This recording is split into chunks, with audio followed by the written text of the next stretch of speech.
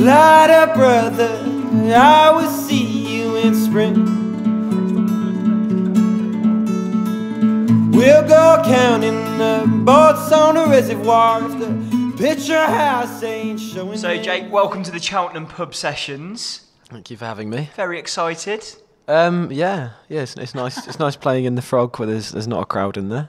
Yeah, so we gave you a list of venues to choose from.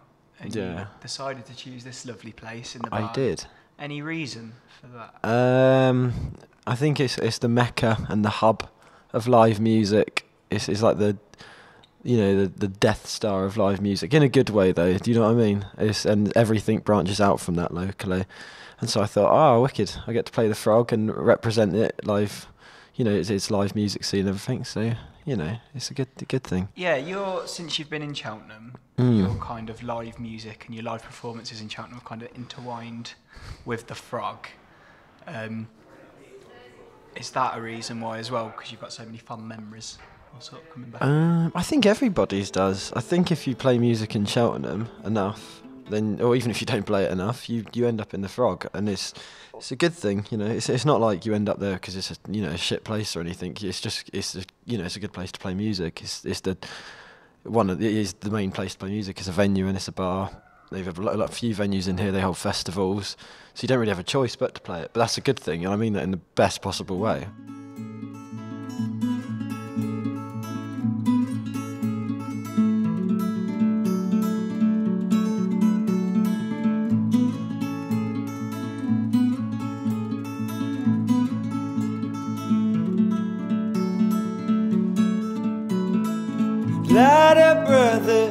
Lighter brother, I will see you in spring.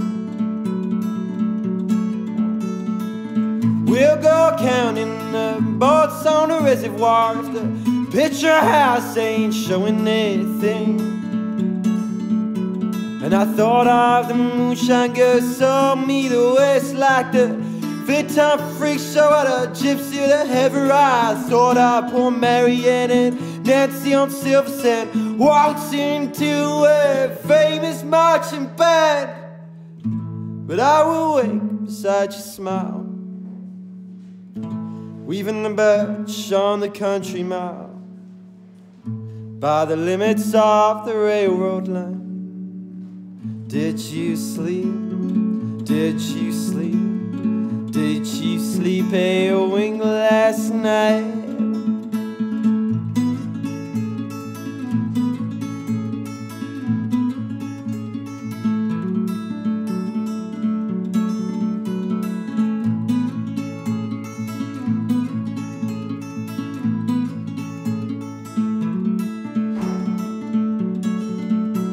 It's nice to know that the death storm kept you busy. Electric freckles mimic your christening eyes. And I'm hungry for the warmth of your companies. You tumbleweed ballads stroke my thighs.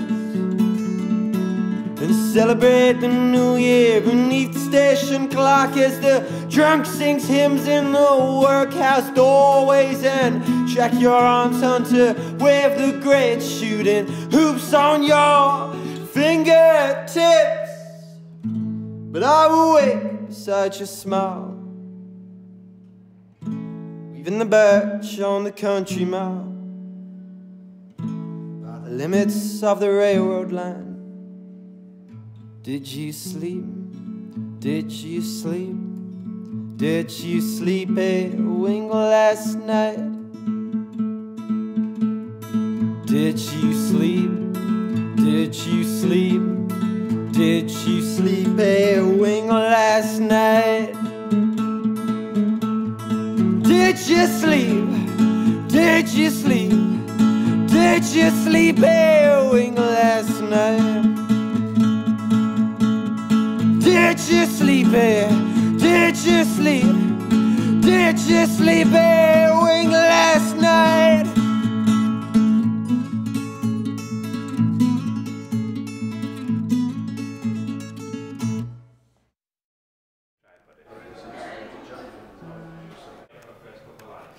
You haven't always been in Cheltenham though. You started off, where are you from originally? And I'm from Farnborough. lovely, where's Farnborough? No one knows where Farnborough is. Lovely. So you started off there. Can you remember like the first time you started playing and what that was, who that was with, what that was like? The first time I started playing was at school, and I played in a little band with one other drummer when I was about 13ish, and that was that was good. That was good. Apart from it was a lot more nerve-wracking standing up then when you've got floppy hair and an unbroken voice. Was But that it was in good. assembly? Yeah, it was an assembly. Just giving a drummer? I was going to say when we played our first venue, but venue's probably the wrong word. Ooh, wicked. So you kind of went on from that, and then you started playing punk, didn't you? I did. I was when I was about 14 or 15. I was in a punk band with a few guys a few years older than me, and we'd done a good little collection of shows and stuff. That was fun. I'm sure you can find it on YouTube if you've got enough spare time and desperation to watch me playing punk music. So why sort of the shift to, I don't know, you kind of fakey bluesy music? If you've kind of started off in playing punk, we won't count the Ting Tings-esque drummer duet in assembly, but you starting off in a punk band and then moving into this sort of music. There's similarities, but it's not exactly a straightforward step. It was Highway 61 and the Bob Dylan album and Elvis. I listened to them, and then from that, I listened to them from bands like The Clash covering the rockabilly kind of stuff. Then I found Elvis, then I found Bob Dylan, then I found Highway 61, and decided that everything I've ever done in my life before Highway 61 was a write-off, and that's where that story ends. And that started you on your way. So did you kick the band? Kick them. So sorry, boys, I'm leaving. Better things. No, I can't remember why I left. I can't remember. Artistic differences. So yeah, you came to Cheltenham in 2010, was it? 2010? Yeah. Yeah. Whoa, yeah. Yeah, well, that's a while ago. And how did you sort of kick off when you come to Cheltenham?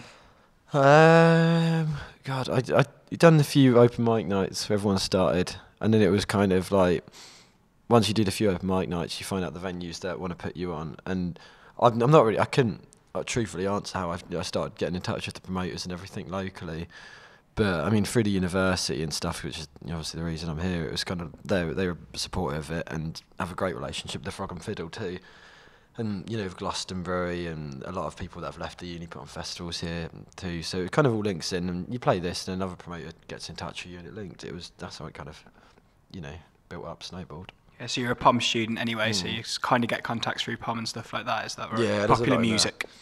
Yeah, a lot through there. Can you remember the first time when you played the Frog?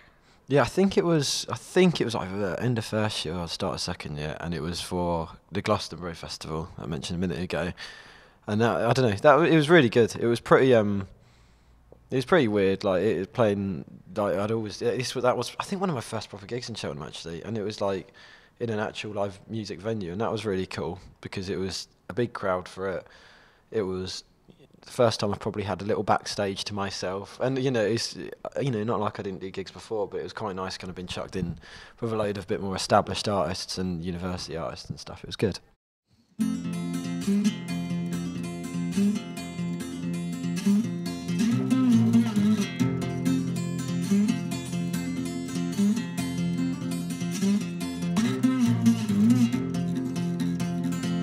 Oh, my father, he's a bare-knuckle fighter. Oh, my father, he's a bare-knuckle fighter. He says it must be in our blood. I've got a whitewash woman, man, is she made of stone? I've got a whitewash woman, man, is she made of stone? Only thing keeping me from being so long.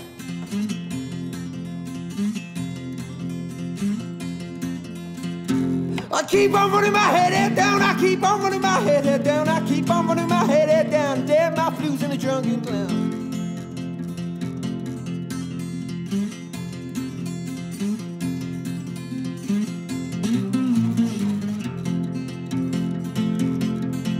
Oh, my mother, she's a drummer in a Dixie band. Oh, my mother, she's a drummer in a Dixie band. There's those drums with their bay withered hand. If I go wishing all, I'll take those hands. If I go wishing all, I'll take those hands. Only thing that made me this man.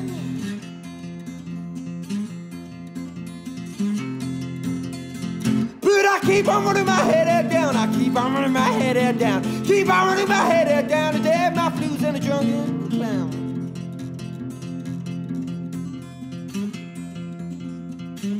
I keep on running my head down, I keep on running my head down, I keep on running my head down, and damn my blues and a drunken clown. Keep on running my head down, I keep on running my head down, I keep on running my head down. Damn my blues and a drunken clown. I keep on running my head down, I keep on running my head down, keep on running my head down. Damn my blues and a drunken clown.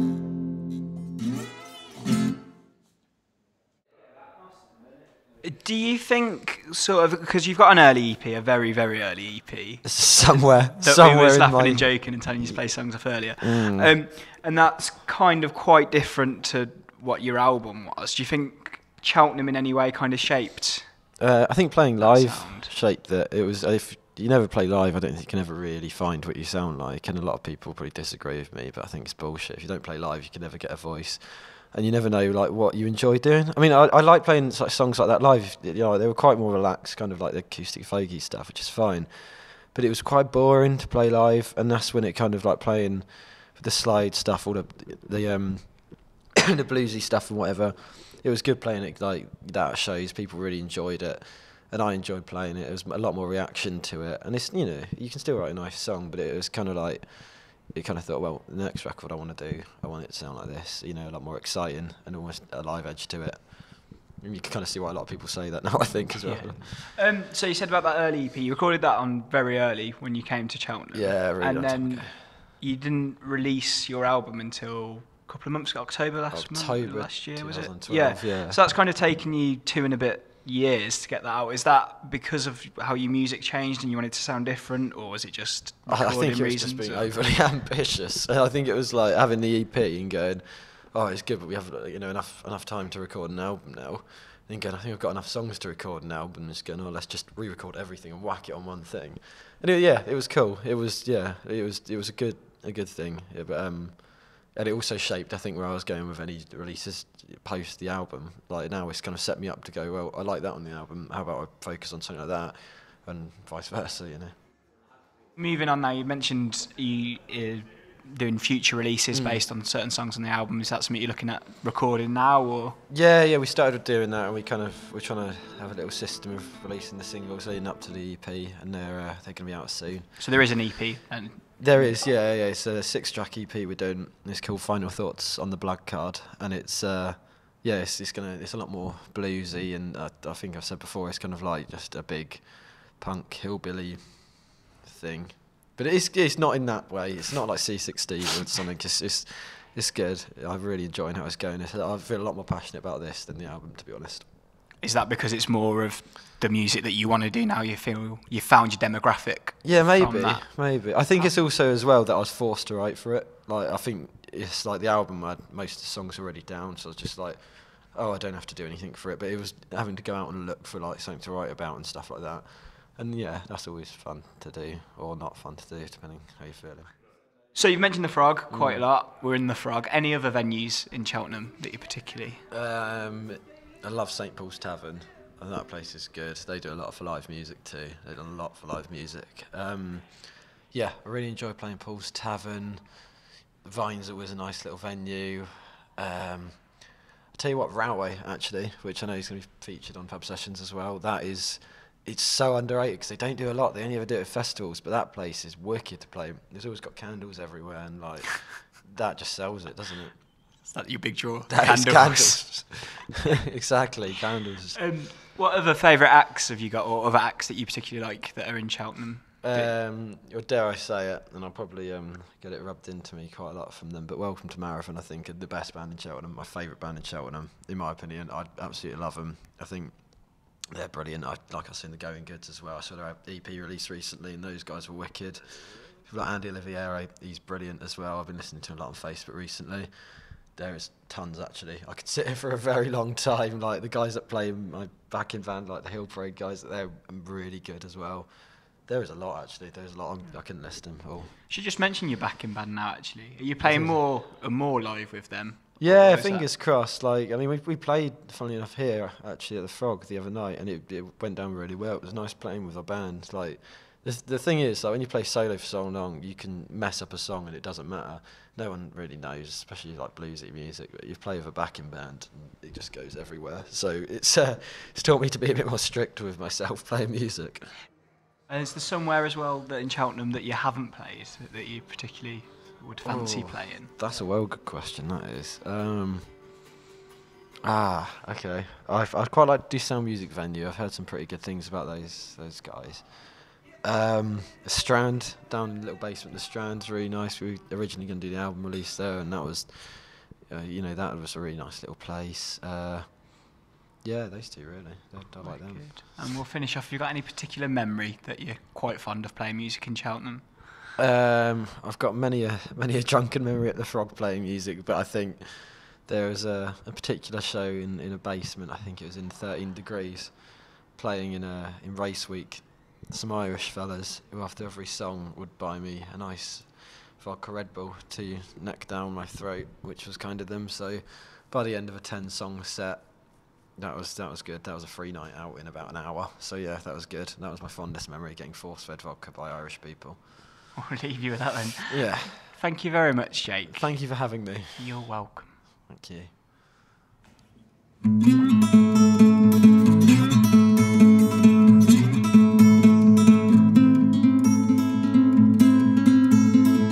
Well, there's a creaky way down by Burn Oak, and I string my troubles from it and watch them choke, and they get overawed by the national mayor,